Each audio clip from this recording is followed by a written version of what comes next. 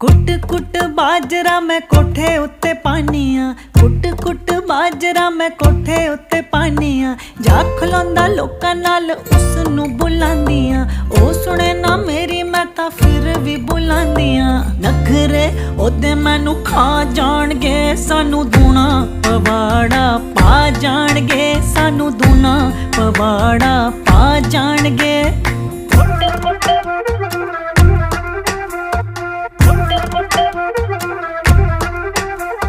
कोठे उत्ते बैके शामी लगदे नज़ारे वे, कोठे उत्ते बैके शामी लगदे नज़ारे वे।